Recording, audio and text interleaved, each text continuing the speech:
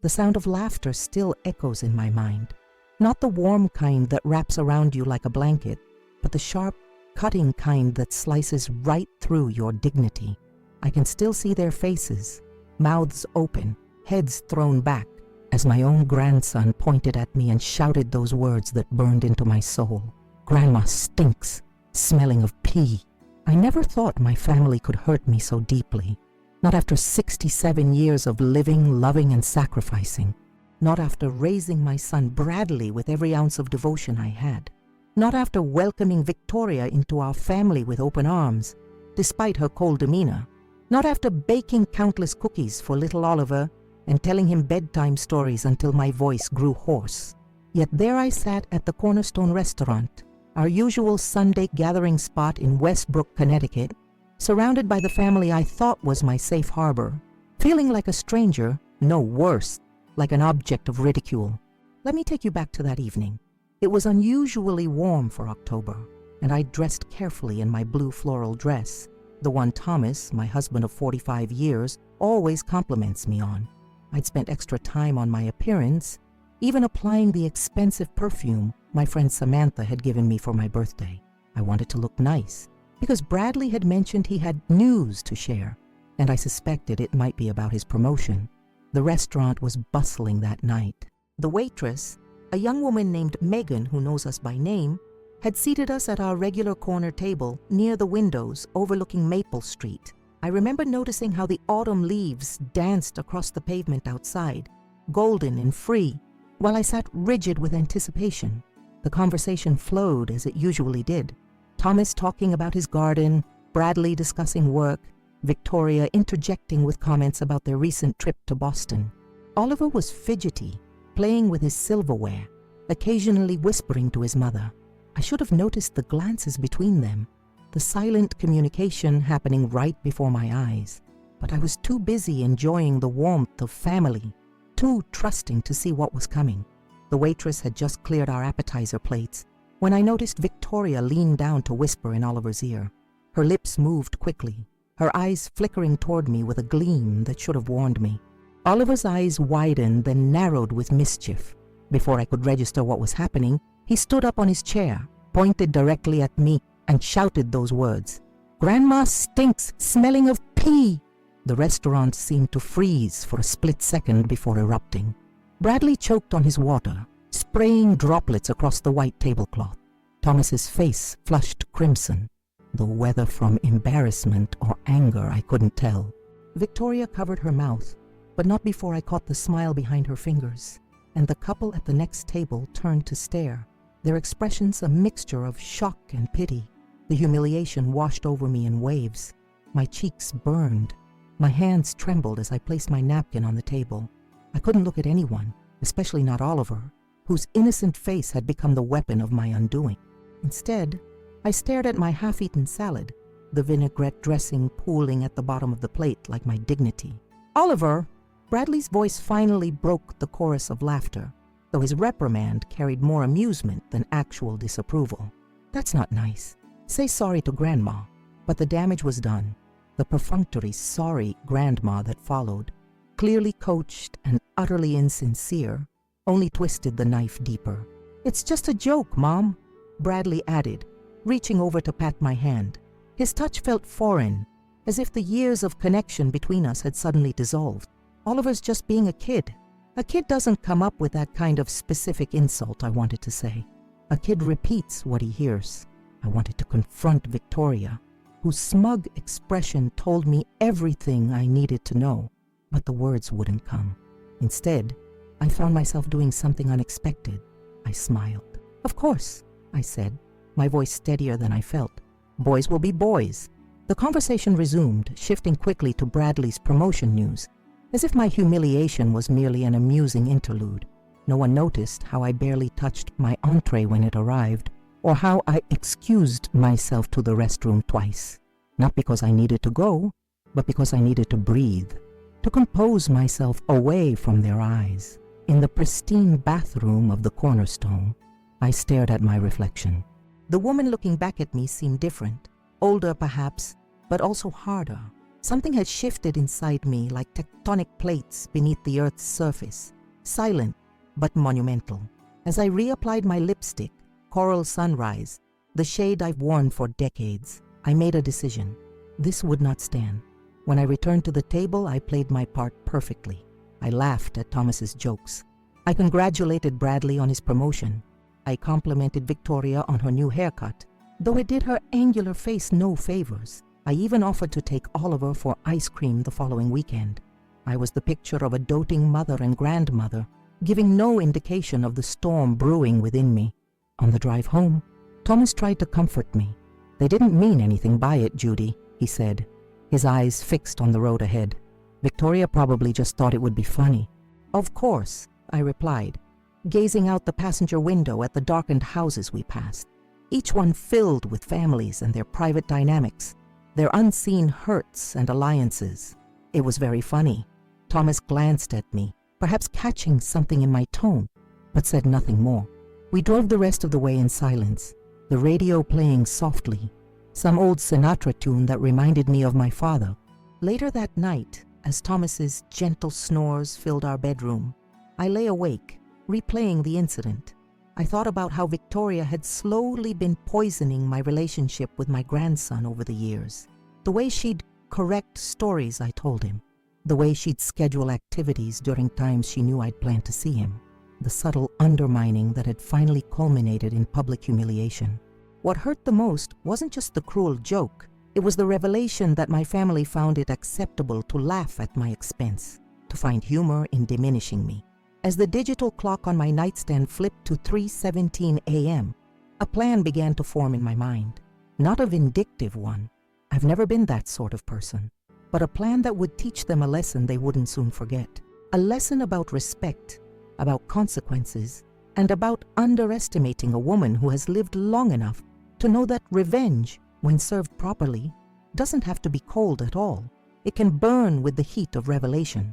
I finally drifted off to sleep with a smile on my face, knowing that soon they would learn what happens when you mistake kindness for weakness, when you confuse a grandmother's love with a grandmother's limits. Where are you from? I'd love to know who's joining me on this journey of betrayal and unexpected redemption. And trust me, what happens next is something you won't want to miss. The journey from that devastating dinner to what I did next is a story that will make you think twice about the quiet person at the end of the table, the one everyone assumes has nothing left to contribute. "She's been waging a campaign," I murmured, scrolling through months of similar content. "And winning," Samantha added bluntly, "because you didn't know you were in a battle." That afternoon, I left Samantha's with a clearer understanding of what I was facing and the beginnings of a counterplan. On my walk home, I stopped by Westbrook Community Center, where I'd volunteered for years before Victoria's subtle maneuvering had filled my designated time with last-minute requests to watch Oliver or attend school functions that somehow always got rescheduled. Evelyn Fisher, the center's director and another longtime friend, welcomed me warmly. "Judith, we've missed you around here." "I've missed being here," I replied honestly, looking around at the bulletin boards covered with community announcements and photos of recent events. "I think it's time I came back." Evelyn's eyebrows rose slightly. "Your daughter-in-law finally loosened the leash?" The comment caught me off guard. Was my situation so transparent to others? Had I been the only one not seeing the manipulation? "Something like that," I managed, my resolve strengthening. "I'm reclaiming some things that matter to me." Over coffee in her cluttered office, I shared my experience with Evelyn, who listened with growing indignation. "It's a form of elder dismissal," she said, using her professional tone. Before running the community center, Evelyn had been a social worker specializing in geriatric issues. Sadly common, even within families, sometimes especially within families. "Elder dismissal," I repeated, the term simultaneously validating my experience and filling me with a new kind of anger. Not the hot, reactive kind that leads to regrettable actions, but a cool, focused anger that clarifies. "We're actually running a workshop series on intergenerational respect next month," Evelyn continued, "part of our community education program. I'd love for you to be involved." As I walked home, that invitation turned over in my mind. connecting with the plan that had been forming since morning. By the time I reached my front porch, where Thomas was tending to his potted herbs, I knew exactly what my next steps would be. "Good visit with Samantha?" Thomas asked, looking up from the basil he was trimming. "Very productive," I answered, sitting beside him on the porch swing he'd built when Bradley was born. "Thomas, I need to tell you something, and I need you to really hear me." My husband set down his gardening shears and gave me his full attention, something he'd always been good at, despite Victoria's claims that he was checked out or living in the past. "Yesterday wasn't just an embarrassing moment," I began carefully. "It was a symptom of something that's been happening for years. Victoria has been systematically pushing us out of Bradley and Oliver's lives, making us seem irrelevant, outdated, even ridiculous." Thomas started to speak, likely to offer his usual peacekeeping perspective, but I held up my hand. "Please let me finish.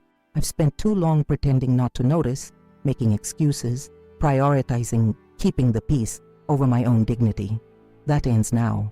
I outlined what I'd realized with Samantha's help, what Evelyn had called elder dismissal, and the beginning steps of my plan to address it, not with confrontation or accusation, but with a carefully orchestrated demonstration of consequences.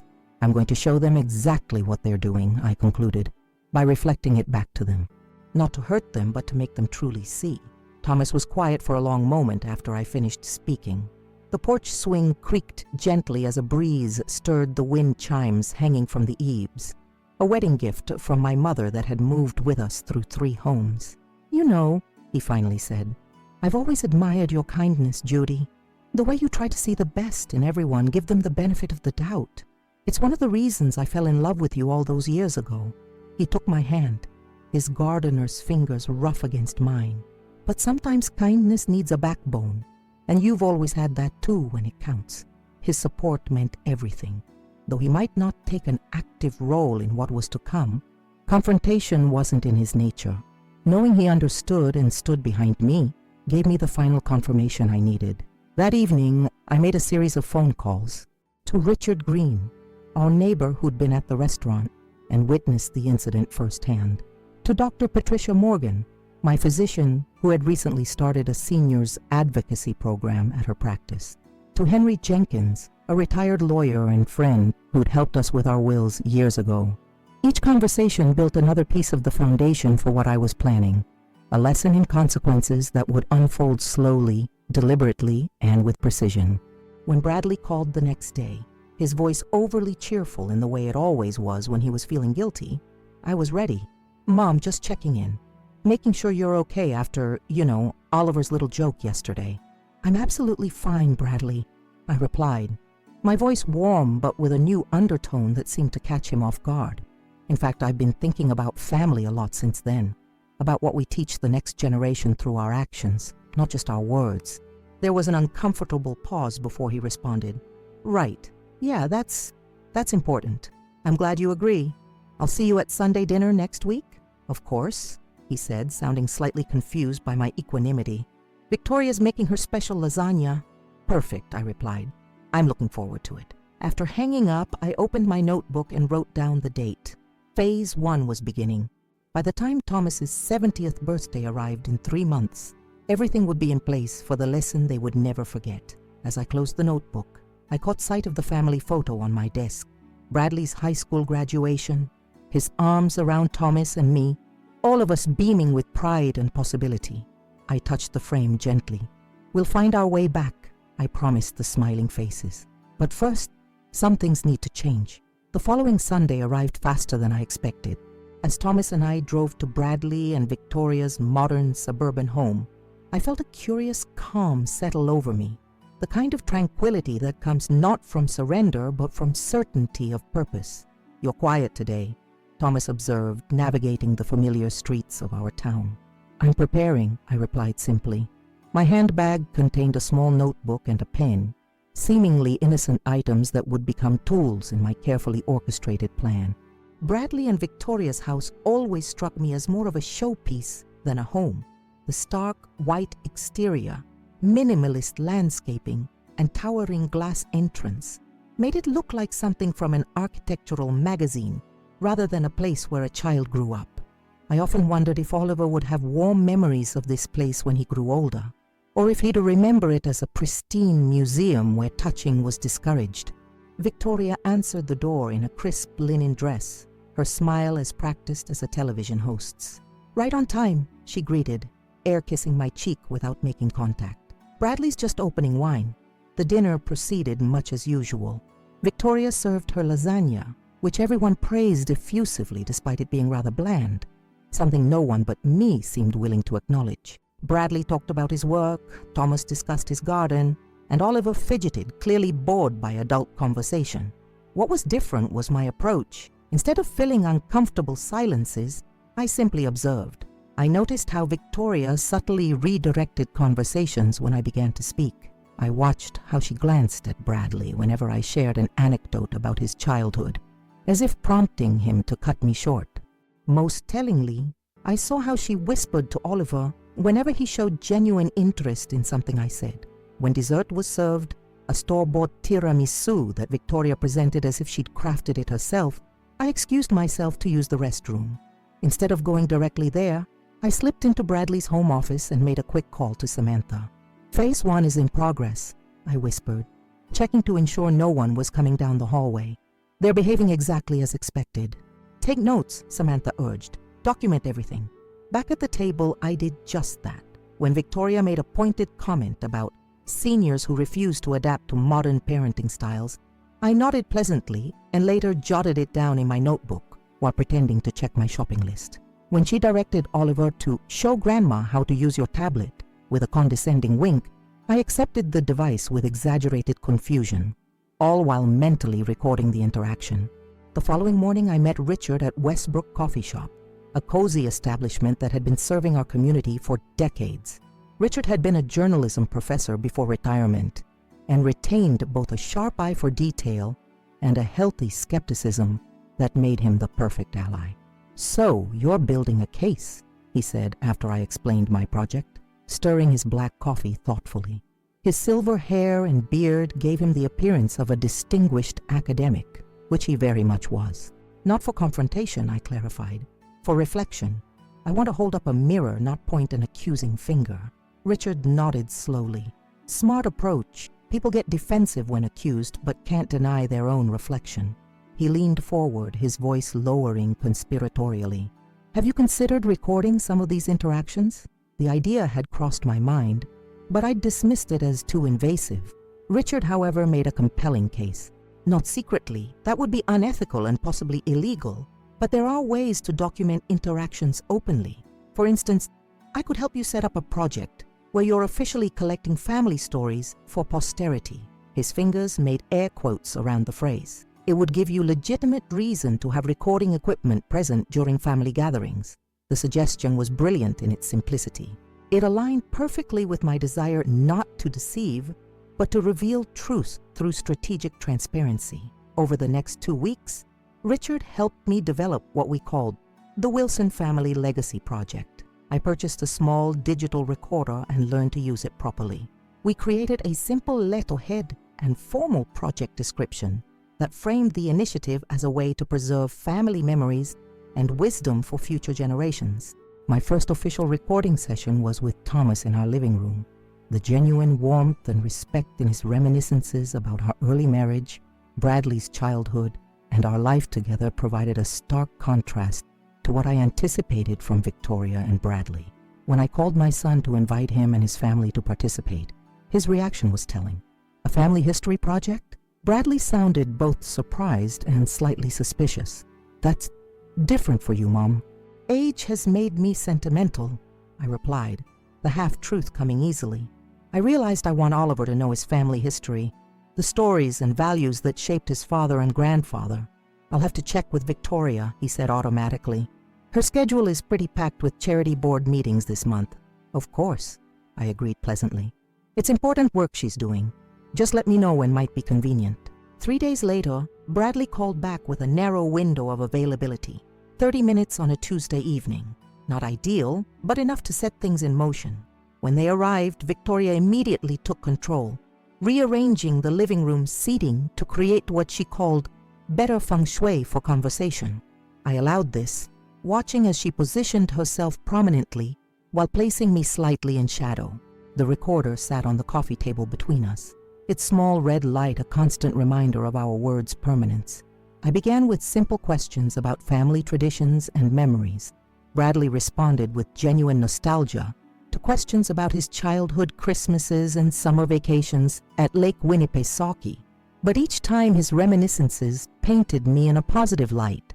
The cookies I'd baked, the Halloween costumes I'd sewn, the bedtime stories I'd invented, Victoria subtly redirected.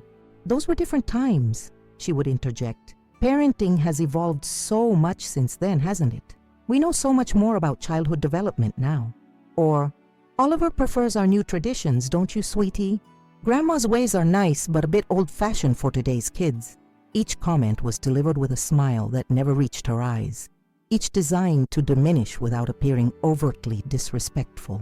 To anyone listening to the recording later, her technique would be transparent. Oliver, to his credit, seemed confused by his mother's prompting.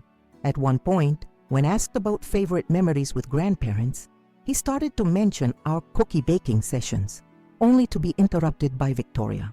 "Tell Grandma about the science museum we visited with Grammy and Pops Carson last month," she suggested, referring to her own parents.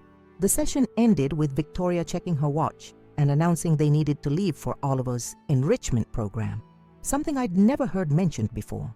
As they departed, I thanked them warmly for their participation, noting with satisfaction Victoria's slight frown of confusion. She'd expected me to be hurt by her subtle undermining, perhaps even to confront her. My gracious acceptance threw her off balance, exactly as intended. The next day, I met with Henry Jenkins at his comfortable home office.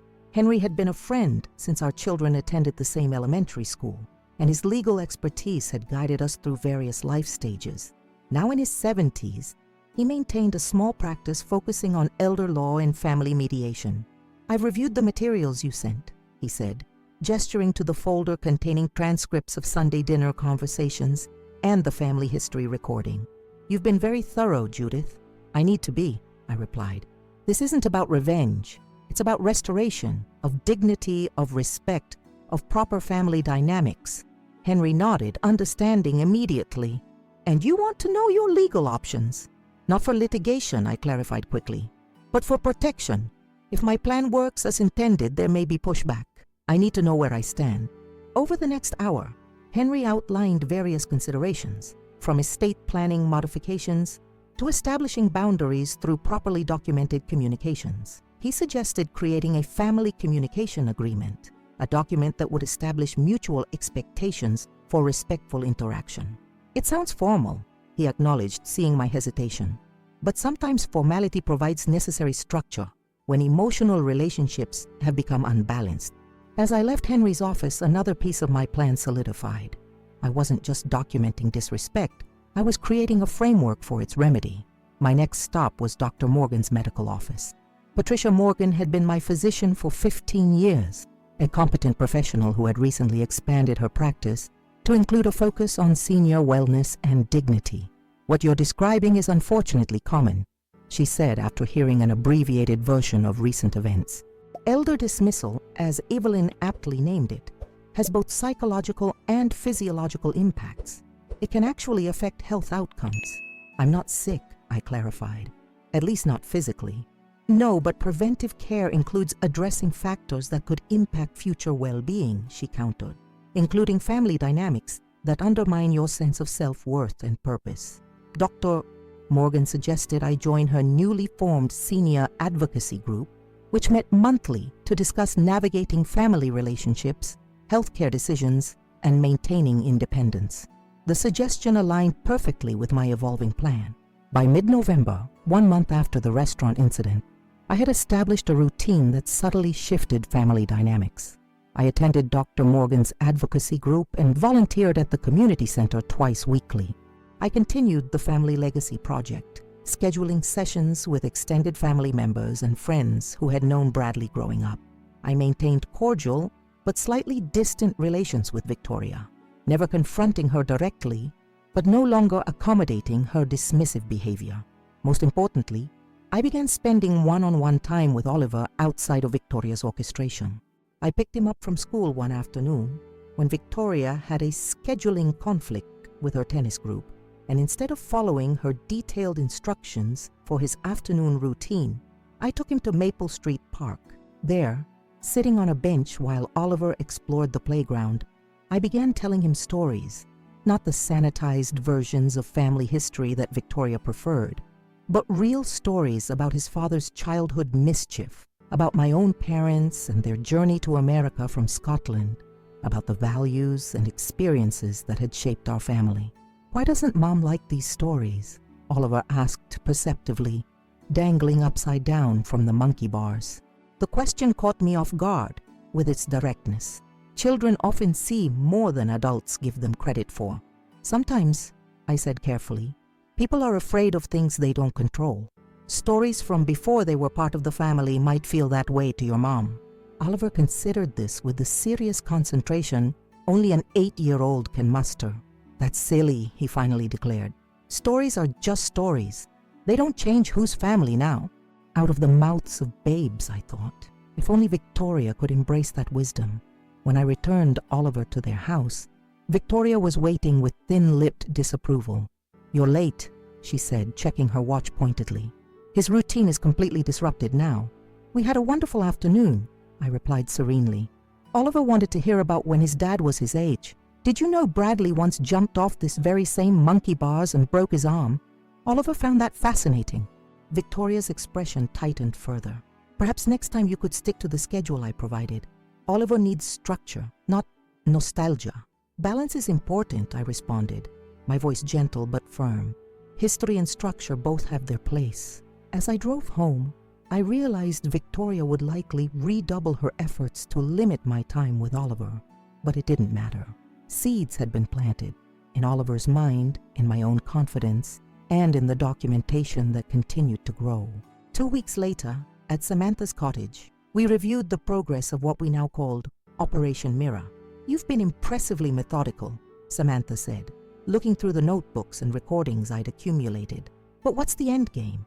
When and how does this culminate?" I sipped my tea thoughtfully before responding. "Thomas's 70th birthday is in January.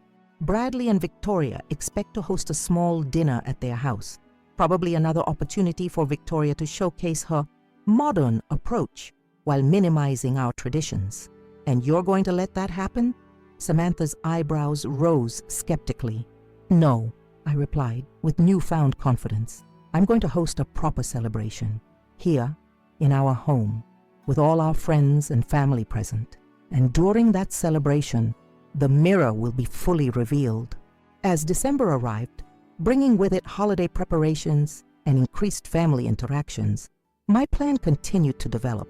Each component, the documentation, the advocacy group participation, the one-on-one time with Oliver, the legal consultations with Henry, formed part of a comprehensive strategy that would culminate in a single, carefully orchestrated moment of truth.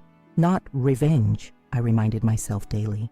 Restoration, not humiliation, but education. And with each passing day, my resolve strengthened. The woman who had sat stunned and silent at the Cornerstone restaurant was gone, replaced by someone who understood that true dignity comes not from avoiding conflict, but from addressing it with wisdom and purpose. December in Westbrook brought a dusting of snow that transformed our little Connecticut town into a scene worthy of a holiday card. As Christmas approached, I noticed Victoria's grip on family traditions tightening with seasonal intensity. The annual Wilson family Christmas celebration, traditionally held at our home since Bradley was a child, was suddenly being reimagined at their house.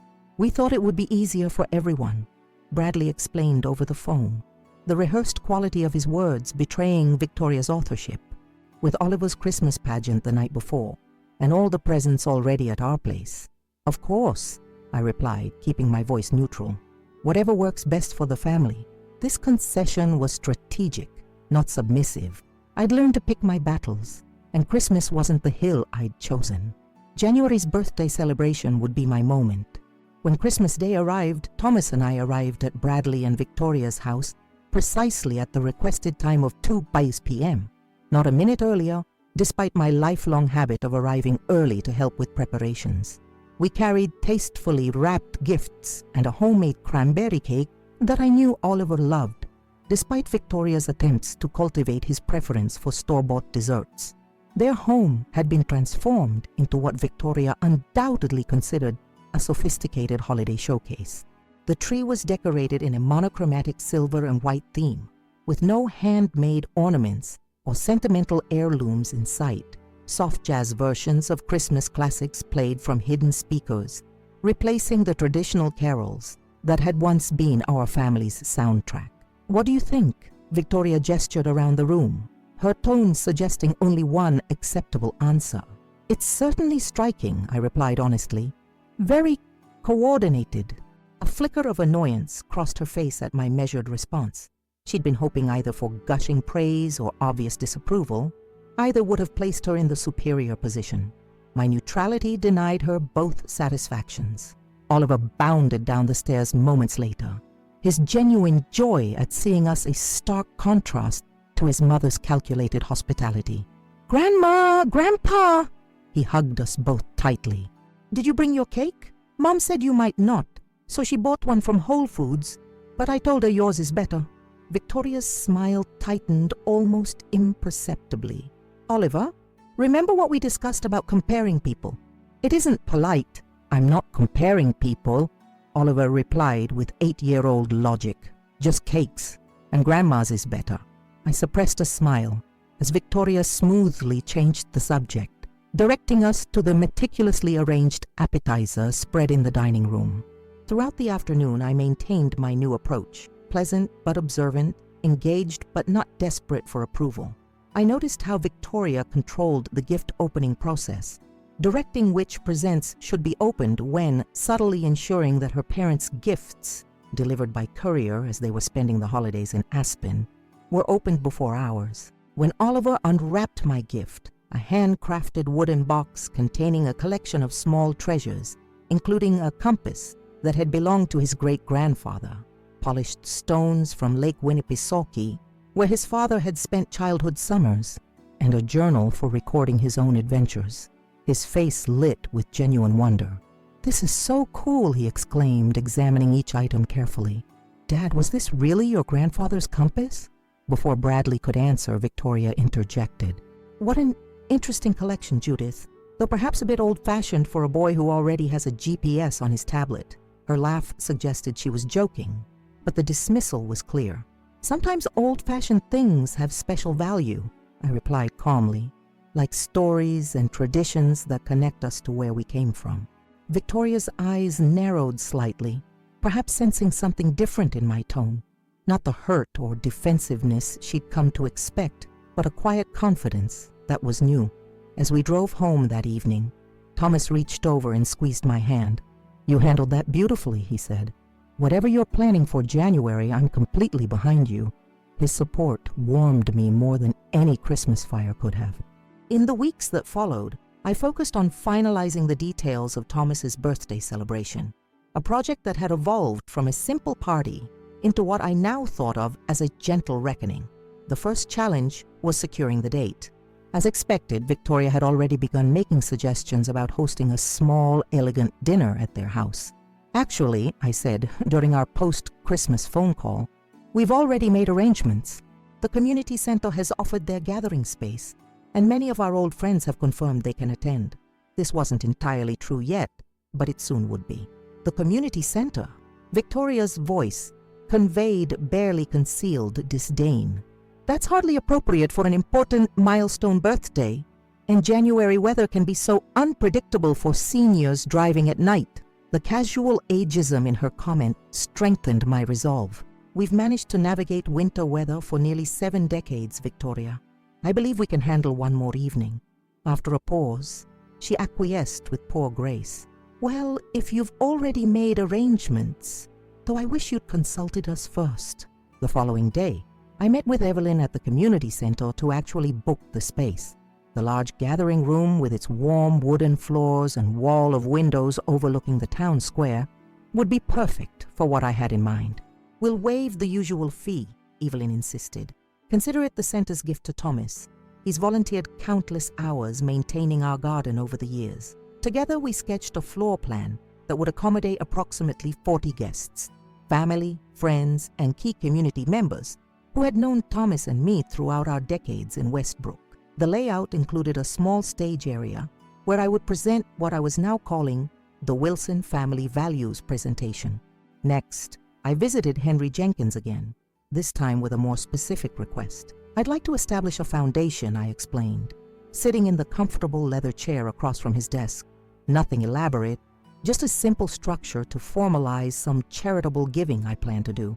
Henry's eyebrows rose slightly. This is new. Any particular cause you have in mind? Intergenerational understanding and respect, I replied, starting with a program at the community center, but potentially expanding to include educational materials for families and schools. And the funding source? He asked, ever the practical attorney. Do you remember the inheritance I received when my Aunt Margaret passed 10 years ago? Henry nodded. Aunt Margaret had been my mother's sister, a never-married professor who had lived frugally and invested wisely. Her bequest had been substantial, though not enormous. I've never touched the principal, I continued.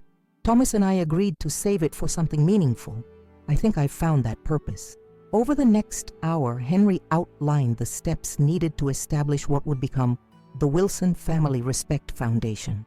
The timing was tight to have everything in place by Thomas's birthday, but Henry, sensing the importance of my timeline, promised to expedite the paperwork. With the venue secured and the foundation underway, I turned to the most delicate part of my plan, the presentation itself. This required careful curation of the materials I'd been gathering since October.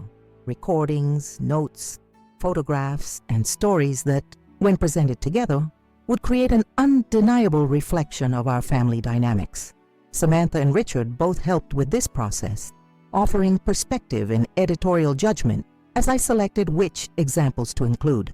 We were not crafting a prosecution, but an invitation to awareness, a critical distinction. This section about the Halloween decorations is particularly telling, Richard noted, reviewing a transcript from November when Victoria had dismantled and rearranged the festive display I'd set up for Oliver. Her comment about updating Grandma's attempts perfectly captures the dismissive attitude without being something she could deny saying. Together we crafted a 20-minute presentation that would incorporate audio recordings, photographs, and my own narration. The tone would be factual and calm, presenting patterns rather than accusations, inviting reflection rather than assigning blame. 2 weeks before Thomas's birthday, I made a final, crucial phone call to Dr. Patricia Morgan, who had become both a medical advisor and ally in my project. I'm concerned about potential emotional fallout, I admitted. Not just for me, but for everyone involved, especially Oliver. This isn't about creating new family wounds, but healing existing ones. Dr. Morgan considered this thoughtfully. Have you consulted a family therapist? Someone who could be present at this event and help process reactions. The suggestion was excellent. Through Dr. Morgan's recommendation, I connected with Abigail Foster, a therapist specializing in family dynamics, who agreed to attend the celebration as both a guest and a professional resource if needed. When we met for coffee to discuss the event, Abigail's insights proved invaluable. What you're attempting is a form of family intervention, she explained, her warm voice matching her compassionate expression. But instead of focusing on addiction or destructive behavior in the conventional sense, you're addressing a pattern of disrespect that's equally damaging to family health. Is it too confrontational? I asked, voicing my deepest concern. I don't want to destroy relationships, just recalibrate them. Abigail shook her head. Based on what you've shared, you've been remarkably restrained. You're not attacking Victoria personally or even blaming her exclusively. You're simply holding up a mirror to behaviors that have become normalized in your family system. Her validation reassured me, but I still worried about Oliver. My grandson is young and impressionable. I don't want him caught in adult crossfire. Children are more resilient and perceptive than we often credit them, Abigail replied. In fact, they usually sense underlying tensions, even when adults think they're hiding them. Honest, respectful confrontation of problems can actually be healthier for children than forced harmony that denies reality. As January arrived, bringing with it Thomas's birthday and the culmination of my months-long plan, I found myself surprisingly calm. The groundwork had been meticulously laid, the invitations had been sent and accepted, the presentation had been rehearsed, the foundation paperwork was complete. The day before the celebration, I visited the community center to oversee final preparations. The room looked warm and welcoming, with round tables arranged to facilitate conversation, subtle decorations that highlighted photographs from Thomas's life, and a small podium with audiovisual equipment for my presentation. Evelyn joined me as I stood in the center of the room, mentally reviewing my plan once more. "Nervous?" she asked, noticing my thoughtful expression. "Oddly, no," I replied truthfully. "I feel ready. Whatever happens tomorrow, it's time for truth to be spoken gently but clearly." That evening, I carefully selected my outfit for the celebration. Not the conservative, muted clothing Victoria subtly pressed me toward, but a vibrant blue dress that Thomas had always loved, paired with my mother's pearl necklace. My appearance would silently reinforce my message. I would not be diminished or relegated to the background of my own family's story. As I laid out the dress, Thomas came up behind me and wrapped his arms around my waist. 70 years old tomorrow, he mused. When did that happen? "One day at a time," I replied, leaning back against his sturdy frame. "Are you ready for your celebration?" "I'm ready for whatever you've planned," he said, his voice conveying complete trust. "I know it's more than just a birthday party." I turned to face him, searching his kind eyes. "Does that bother you, that I've used your birthday as the setting for this reckoning?" Thomas shook his head, his expression serious. "Judy, we've been partners for nearly 50 years. Your battles are my battles, even when I'm not on the front lines. Whatever happens tomorrow, we face it together."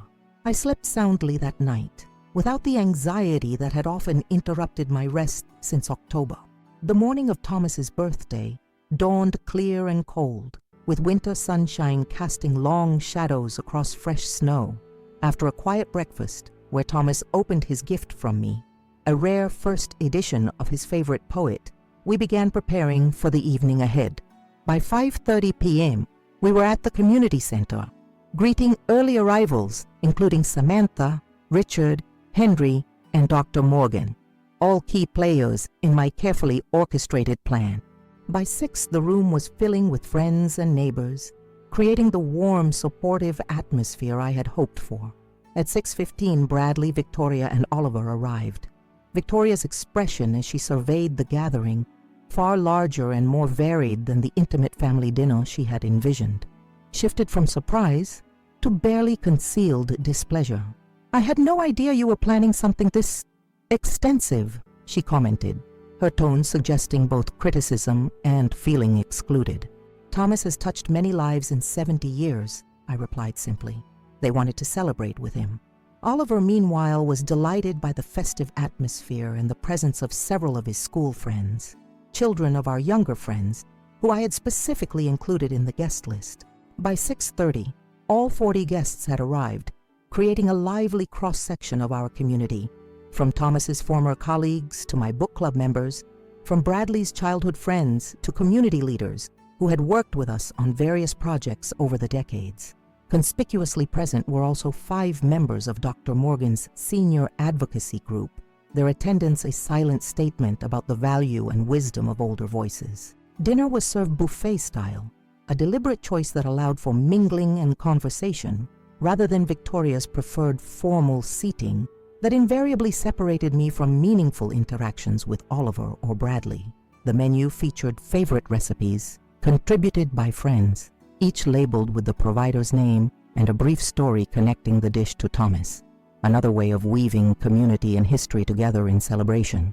Throughout dinner, I circulated among the guests, ensuring everyone felt welcomed while observing Victoria's increasing discomfort with a gathering she neither controlled nor fully understood. I noticed her attempts to cluster with Bradley and Oliver in a corner, physically separating from the broader community that represented our decades-long connections. At precisely 7:30 as planned, Evelyn gently tapped a glass to gain everyone's attention. "We're here to celebrate a remarkable man," she began, smiling at Thomas. "But before we bring out the cake, Thomas's wife, Judith, has prepared a special presentation to honor not just her husband, but the values that have guided their family through the years. As I moved toward the small podium, I caught Victoria whispering urgently to Bradley, her expression concerned.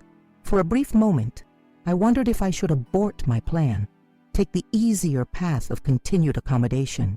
But then I remembered Oliver's confused face as Victoria redirected him from my stories, Bradley's uncomfortable laughter at the restaurant, Thomas's quiet dignity in the face of constant subtle dismissal.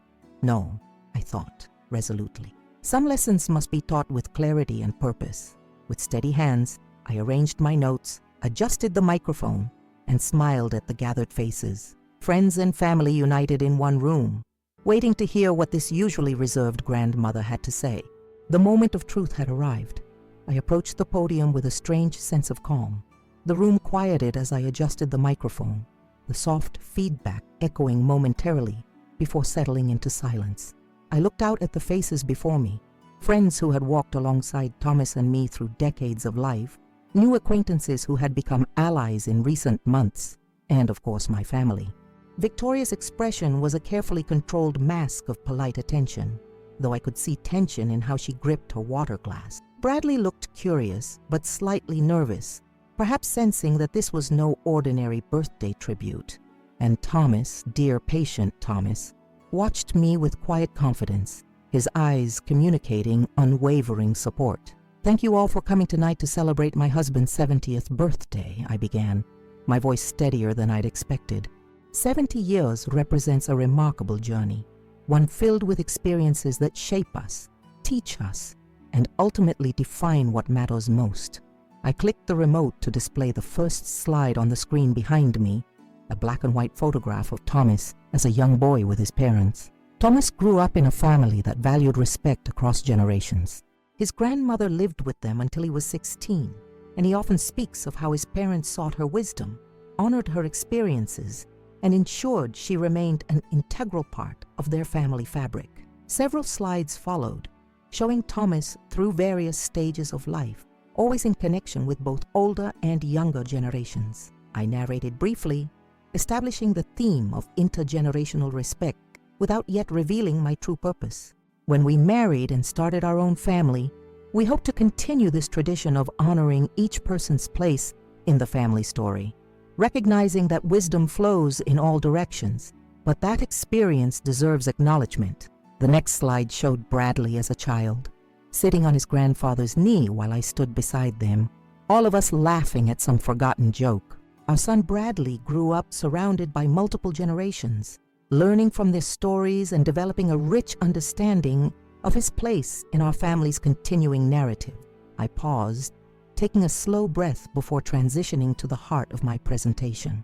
Recently, I've been reflecting on how family dynamics evolve, how the patterns we establish affect everyone, especially the youngest members who are still forming their understanding of the world and their place in it. I noticed Victoria shift in her seat, her posture stiffening almost imperceptibly.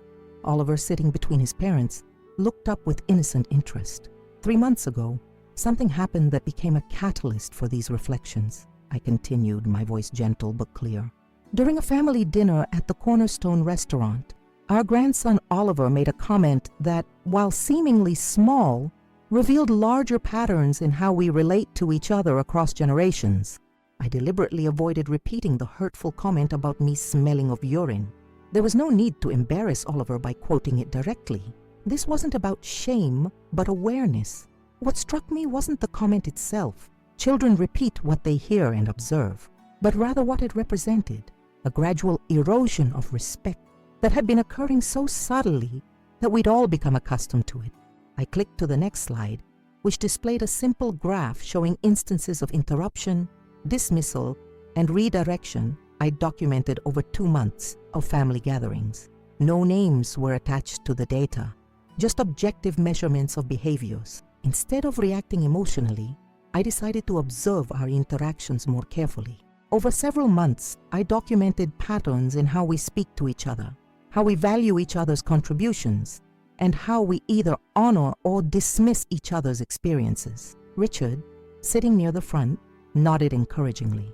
He'd helped me compile this data, ensuring it was presented factually rather than accusatorily.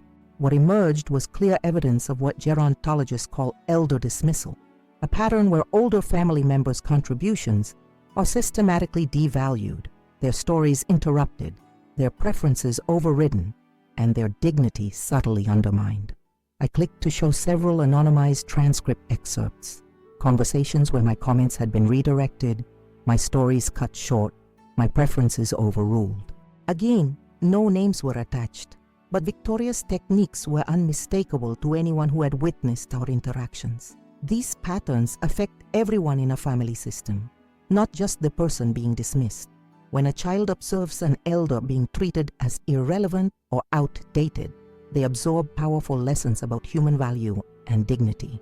I glanced at Oliver, whose young face showed concentration as he processed my words. He was bright enough to connect these abstract concepts to concrete experiences he'd witnessed. The most concerning impact is on our youngest family members, who are learning how to treat others by watching us. They're learning whether wisdom accumulates with age or whether people become less valuable as they grow older. They're learning whether family history matters or whether only the present moment has relevance. Victoria leaned over to whisper something to Bradley, who shook his head slightly in response. I continued without acknowledging their exchange.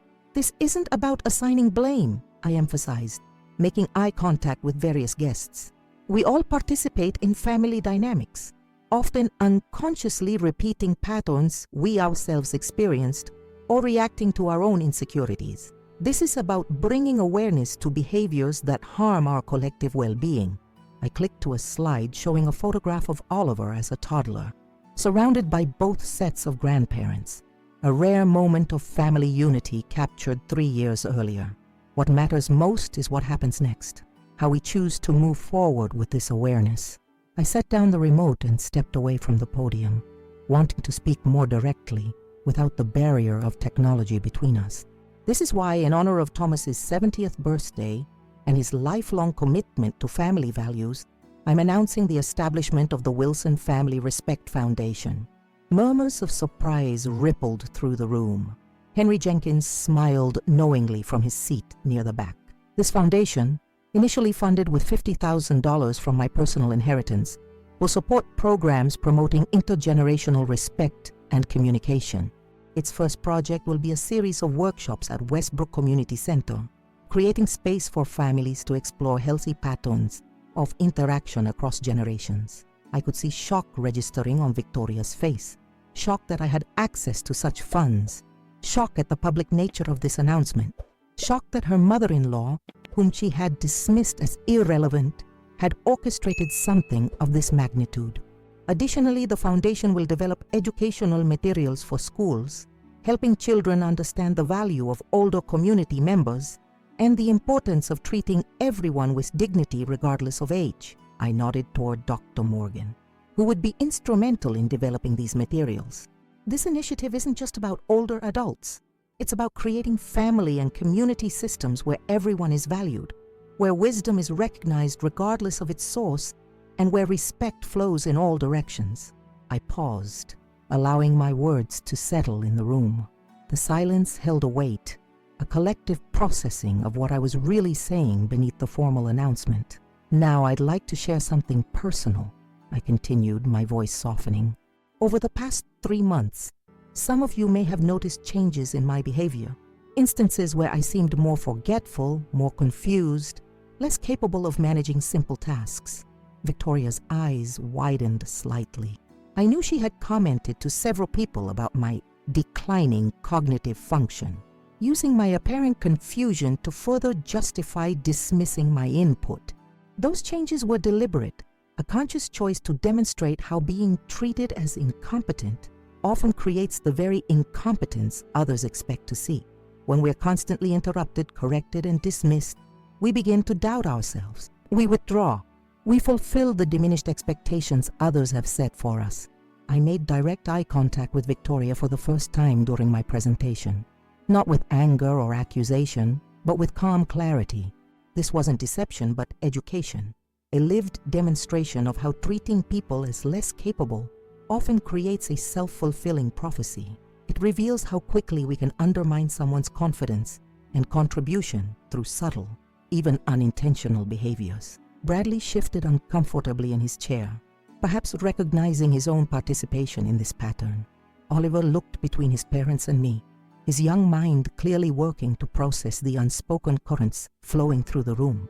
The good news, I continued, turning back to address the entire gathering, is that these patterns can be changed once we recognize them. New habits of communication can be established. Respect can be rebuilt through conscious practice. I returned to the podium and clicked to a final slide, a photograph taken just 2 weeks earlier at Maple Street Park. In it, Oliver and I sat on a bench, heads bent together over the antique compass I had given him for Christmas, both of us smiling with genuine connection. This is the future I envision for our family, one where stories flow freely between generations, where wisdom is valued regardless of its source, and where each person's dignity remains intact through all life stages. I turned to face Thomas directly. My husband has embodied these values throughout our life together. His patience, his willingness to listen, his respect for everyone he encounters regardless of age or status, these qualities define him far more than the 70 years he's lived. This foundation honors not just his birthday, but the principles by which he has lived. Thomas's eyes glistened with unshed tears as he held my gaze. The room broke into spontaneous applause, led enthusiastically by Samantha and Evelyn. Before we move on to cake and further celebration, I concluded, I want to invite my grandson Oliver to join me for a moment. Without waiting for his parents' permission or direction, Oliver stood and walked toward me, his expression curious but unafraid. When he reached me, I knelt to his eye level, not an easy feat at 67, but an important gesture of respect. Oliver, I said, loud enough for the microphone to catch, but with an intimacy that made it clear I was speaking directly to him. You are named after my father, your great-grandfather. He was a man who believed that every person deserved to be treated with dignity, no matter how old or young. I took his small hands in mine. As the youngest Wilson here tonight, you have the special opportunity to carry these values forward, to listen to stories from all generations, to treat everyone with kindness, and to remember that growing older doesn't mean becoming less important. Oliver nodded solemnly. Like the compass, he said. It's really old, but still shows the right direction. A ripple of appreciative laughter moved through the room at his perfect metaphor. Even Victoria's composed facade cracked slightly with what might have been reluctant pride in her son's insight. Exactly like the compass, I agreed, squeezing his hands gently before standing. And now, I believe there's a birthday cake waiting for your grandfather. As if on cue, Evelyn wheeled in a large cake decorated with photographs from Thomas's life printed on edible paper. The traditional birthday song began, and the formal portion of the evening transitioned to celebration. While guests crowded around the cake, Bradley approached me, his expression a complex mixture of emotions. "Mom," he began, his voice low, "I don't know what to say." "You don't need to say anything right now," I replied gently. "Just reflect on what you've heard. We can talk more tomorrow." He nodded, glancing back at Victoria, who remained seated, her posture rigid with contained reaction. "She's processing." "I expect she is," I acknowledged. "This wasn't intended to hurt or embarrass her, or you. It was to make visible what has been happening beneath the surface of our family interactions." Bradley ran a hand through his hair, a gesture so reminiscent of his father that it momentarily took me back to his teenage years. I didn't realize. I knew things weren't always smooth, but I didn't see the pattern. "That's how patterns work," I said. "They become normal, invisible, until someone points them out." Before he could respond further, Oliver tugged at his hand. "Dad, Grandpa's waiting to cut the cake. Come on!" As Bradley allowed himself to be pulled away, Abigail Foster approached, having observed the exchange. "That went better than I expected," she commented. "You struck the perfect balance. Clear, but not accusatory. Firm, but not harsh. The real test begins now," I replied, watching Victoria finally rise from her seat and move toward the cake table. How they respond will determine where we go from here. Over the next hour, I mingled with guests, accepting both compliments on the presentation and congratulations on the foundation. Thomas remained the official honoree, but everyone understood that something more significant than a birthday had been recognized this evening. As the celebration began winding down around 9 o'clock, I noticed Victoria standing alone by the photograph display. After a moment's hesitation, I joined her, maintaining a respectful distance. She spoke without looking at me, her voice barely audible above the ambient conversation. "You've been planning this for months." It wasn't a question, but I answered anyway. "Since October, since the restaurant. You could have just said something directly," she said, finally turning to face me. "Instead of all this, would you have heard me?" I asked simply. "Or would it have been dismissed as an oversensitive old woman's complaint?" The flash in her eyes told me I'd hit the mark precisely. She looked away again, studying a photograph of Bradley as a toddler in Thomas's arms. "The foundation is real," she said after a pause. "The money is real." "Yes. You've never mentioned having that kind of money before." I allowed myself a small smile. "You never asked about my resources, Victoria. You assumed, based on our modest lifestyle, that there wasn't much worth knowing." Another direct hit, another flash of recognition in her eyes. "What happens now?" she asked, the question encompassing far more than the remainder of the evening. "That depends largely on you," I replied honestly. "I've held up a mirror. What you see in it and what you choose to do with that awareness is your decision." She nodded slowly, processing my words. "I need time to think." Of course. Reflection should never be rushed. As she moved away to join Bradley and Oliver, who were saying their goodbyes to Thomas, I felt a profound sense of completion. Not certainty about the outcome, that remained to be seen, but certainty that I had done what was necessary, in the way it needed to be done. By 10 o'clock, the community center had emptied except for a small group of close friends helping with cleanup. Samantha hugged me tightly as we folded the last tablecloth. "You were magnificent," she whispered. "Absolutely magnificent." "I was truthful," I corrected gently. "Sometimes that's enough." Thomas and I drove home in comfortable silence. The weight of months of planning finally lifted from my shoulders. As we prepared for bed, he pulled me into his arms, his embrace communicating more than words could express. "Happy birthday," I said, resting my head against his chest. "Best one yet," he replied, kissing the top of my head. "You know Victoria won't change overnight. This might get harder before it gets easier." "I know. But we've started something important, something necessary, not just for us, but for Oliver, for the kind of man he'll become."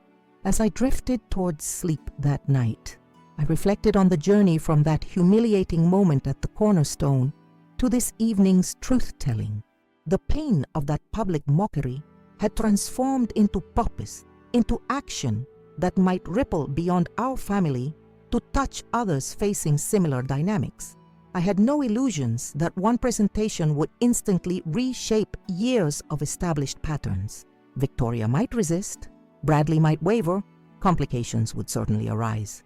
But something fundamental had shifted. The silent dismissal had been named. The invisible had been made visible. And in that visibility lay the possibility of change. The grandmother who had been mocked for smelling of pee had found her voice, not in angry retaliation, but in thoughtful, purposeful education. Not in humiliating those who had humiliated her, but in creating an opportunity for growth. Not in severing family bonds, but in strengthening them through honesty and respect. That, I realized as sleep finally claimed me, was the sweetest revenge of all. The weeks following Thomas's birthday celebration brought changes I never could have anticipated. The morning after my presentation, I sat at our kitchen table, hands wrapped around a mug of steaming tea, wondering if I'd made a terrible mistake. Had I gone too far? Had my carefully orchestrated lesson damaged our family beyond repair? The phone's silence seemed to confirm my worst fears. But on the third day, when the doorbell rang shortly after breakfast, I opened it to find Oliver standing on our porch, Bradley waiting in the car at the curb. "Dad said I could visit for an hour," he announced, stepping inside without waiting for an invitation. "I want to hear more about the compass and great-grandpa Oliver." That simple request marked the beginning of a gradual transformation. Not dramatic or instantaneous, but steady and meaningful. Oliver began visiting regularly, sometimes with Bradley, sometimes dropped off while Victoria attended her various committee meetings. During these visits, the artificial barriers between us dissolved as I shared family stories without interruption or correction. A week after the party, Bradley called to ask if we could meet for coffee, just the two of us. At a quiet corner table in Westbrook Coffee Shop, my son struggled to find words before finally looking me in the eye. "I didn't see it," he said simply. "I didn't see what was happening." "We rarely see patterns we're immersed in," I replied, reaching for his hand across the table. "That's why perspective is so valuable. Victoria and I have started seeing Abigail Foster," he admitted. "The therapist from your party. It's challenging, but necessary." This news, that they were actively working on the issues I'd highlighted, filled me with cautious hope. Not that Victoria would suddenly transform into a different person, but that awareness had entered a situation where blindness had previously reigned. The Wilson Family Respect Foundation launched its first workshop series in February, drawing unexpected interest from families throughout Westbrook and neighboring communities. The curriculum Evelyn and I developed with Dr. Morgan's guidance addressed multi-generational communication patterns with practical exercises for breaking harmful cycles. To my surprise, Bradley attended the third session, sitting quietly in the back but participating fully in the activities. Victoria's evolution was slower, more complicated. For nearly a month after the party, she maintained a polite distance, her interactions with me cordial but guarded. When we did finally speak privately, during a chance encounter at the grocery store, her approach caught me off guard. "I've been thinking about respect," she said, examining an apple with unnecessary attention. "About how people earn it and show it." "And what have you concluded?" I asked, keeping my voice neutral. She placed the apple in her basket before meeting my eyes. "That I've been measuring the wrong things, valuing certain forms of knowledge over others, and teaching Oliver to do the same." It wasn't an apology. Victoria wasn't ready for that level of vulnerability, but it was acknowledgement. A first step. By spring, our family dynamics had shifted toward a new equilibrium. Sunday dinners resumed, now alternating between our homes without the previous undercurrent of control. Victoria still organized and managed, but with less rigidity. I still shared stories and traditions, but with more confidence. And Thomas, dear Thomas, observed it all with quiet satisfaction, occasionally commenting that his 70th year was proving to be his most interesting. The most profound change, however, was in Oliver. Freed from the tension of divided loyalties, he blossomed. His natural curiosity, no longer channeled into prescribed modern directions, expanded to embrace both innovation and tradition. He began collecting family stories from all branches, recording them in the journal I'd given him at Christmas, creating a personal archive of his heritage. What had begun as a response to humiliation had transformed into something far more significant than mere revenge. The public mockery at the Cornerstone restaurant, a moment that had cut so deeply at the time, now seemed almost incidental, merely the catalyst for necessary growth. If there's wisdom I've gained from this experience, it's that true power rarely resides in striking back. It lives in rising above, in transforming pain into purpose. The easy path, bitter confrontation or silent resentment, might have provided momentary satisfaction, but would have deepened the divide. The harder path, thoughtful, strategic truth-telling, created possibility where there had been only pattern.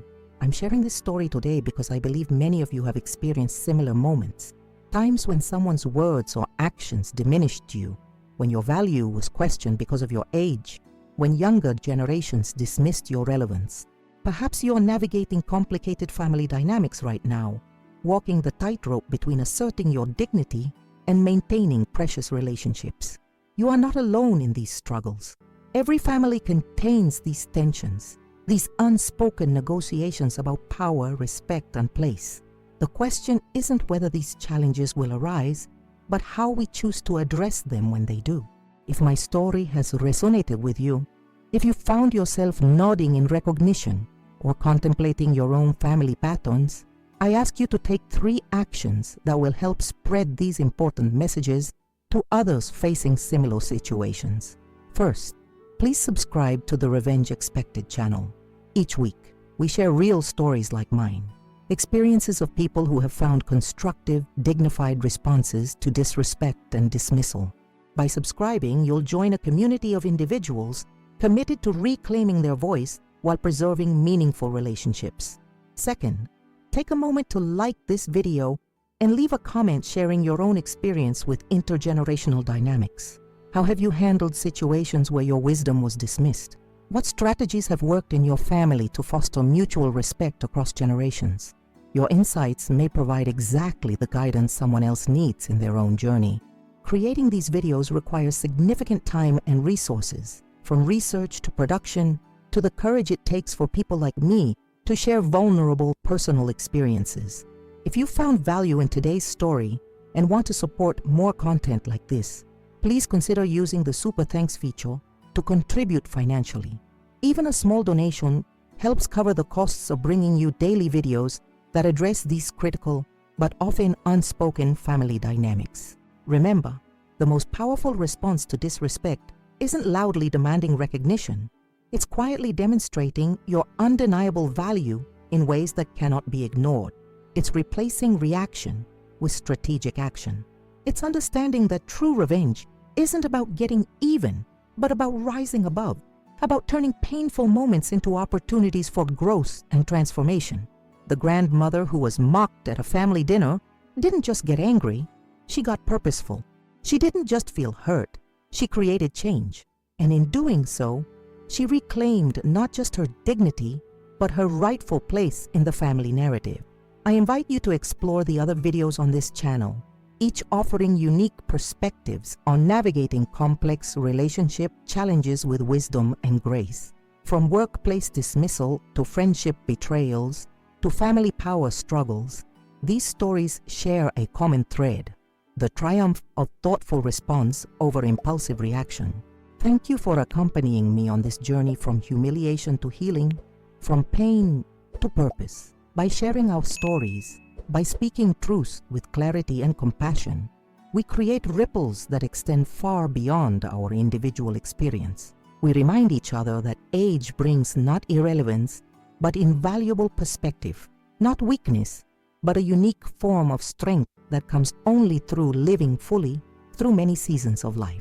Please subscribe, comment, and support this channel as we continue exploring the unexpected power of responding to life's challenges, not with bitterness, but with wisdom, not with retaliation, but with transformation, not with burning bridges, but with building better ones. This is Judith Wilson from Westbrook, Connecticut, reminding you that the sweetest revenge is living well and helping others do the same.